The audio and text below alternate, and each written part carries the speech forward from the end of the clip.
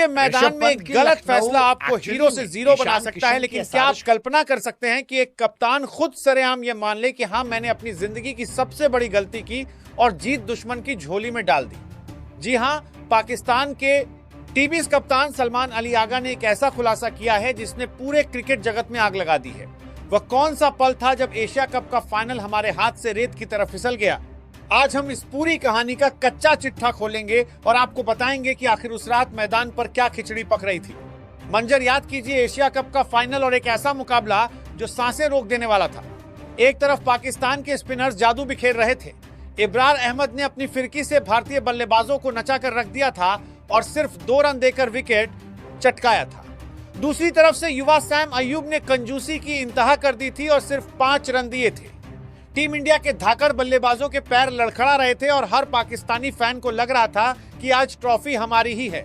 Stadium में जश्न का माहौल शुरू ही होने वाला था कि तभी कुछ ऐसा हुआ जिसने सबको सन्न कर दिया और मैच का पासा ही पलट गया।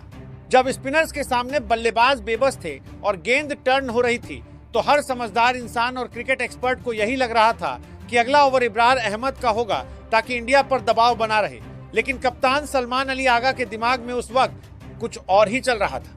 उन्होंने गेंद थमा दी हारिस रऊफ को। जी हाँ, वही हारिस रऊफ जो उस दिन पूरी तरह लय से बाहर दिख रहे थे और उनकी गेंदों पर धार नजर नहीं आ रही थी। यह फैसला बिल्कुल वैसा ही था जैसे अपनी चलती हुई गाड़ी के सामने खुद कूद जाना। सलमान अली आगा अब खुद कैमरे के सामने ये कबूल कर रहे हैं कि हारिस रऊफ को वह ओवर देना उनकी जिंदगी की सबसे बड़ी भूल थी और उन्हें आज भी इस बात का मलाल है।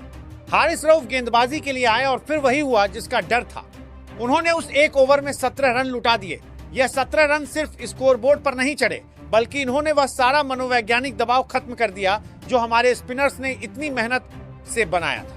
जो भारतीय बल्लेबाज पहले गेंद को छूने से भी डर रहे थे, अब वह सीना तान कर चौके और छक्के जड़ रहे थे। हारिस ने न सिर्फ रन लुटाए बल्कि विपक्षी टीम को वो आत्मविश्वास तोहफे में दे दिया जिसकी उन्हें उस वक्त सबसे ज्यादा जरूरत थी। जानकारों का मानना है कि वह 17 रन सिर्फ रन नहीं थे, बल्कि वो पाकिस्तान की हार की पहली ईंट थी जो खुद हमारे कप्तान ने रखी थी।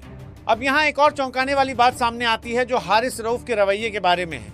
हारिस रऊफ का अपना एक अजीबोगरीब नजरिया है और वो अक्सर कहते हैं कि भाई, मैं रन रोकने के लिए पैदा ही नहीं हुआ, मैं तो सिर्फ विकेट लेने के लिए आता हूँ। यानी उनके नजदीक रन लुटाना कोई बड़ी समस्या ही नहीं है। अगर कभी किस्मत से विकेट मिल गई तो वह हीरो बन जाते हैं, वरना रन तो वह खाएंगे ही खाएंगे। अब सवाल यह उठता है कि जब कप्तान सलमान अली आगा को अच्छी तरह पता था कि हारिस का मिजाज ऐसा है और वो रन रोकने में माहिर नहीं है, तो फिर ऐसे नाजुक मोड़ पर उन्हें ओवर क्यों दिया गया? क्या यह कप्तानी की नाकामी नहीं थी या फिर कप्तान की सोच में कोई बड़ा झोल था? सलमान अली आगा अब टीवी शो पर बैठकर बड़ी सादगी से कह रहे हैं कि मैंने जिंदगी में बहुत गलतियां की होंगी, मगर हारिस को वह ओवर देना मेरी जिंदगी का सबसे बड़ा गुनाह था। लेकिन कप्तान साहब, अब पछताने से क्या होगा जब चिड़िया चुग गई खेत?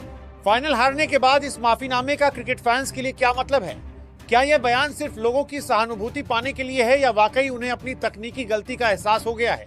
क्रिकेट की दुनिया में गलतियों की गुंजाइश बहुत कम होती है और जब बात एशिया कप जैसे बड़े फाइनल की हो तो ऐसी गलतियां माफी के काबिल नहीं मानी जाती। अगर हम सलमान अली आगा के भविष्य की बात करें तो उनकी बॉडी लैंग्वेज बता रही है कि वो खुद भी जानते हैं कि उनका वक्त अब खत्म होने वाला है। सोशल मीडिया पर यह बहस छिड़ चुकी है कि क्या उन्हें अगले टीबीज वर्ल्ड कप तक कप्तान बनाए रखना सही फैसला होगा। क्रिकेट पंडितों का मानना है कि इंग्लैंड के खिलाफ आने वाली सीरीज उनका आखिरी इम्तिहान हो सकती है।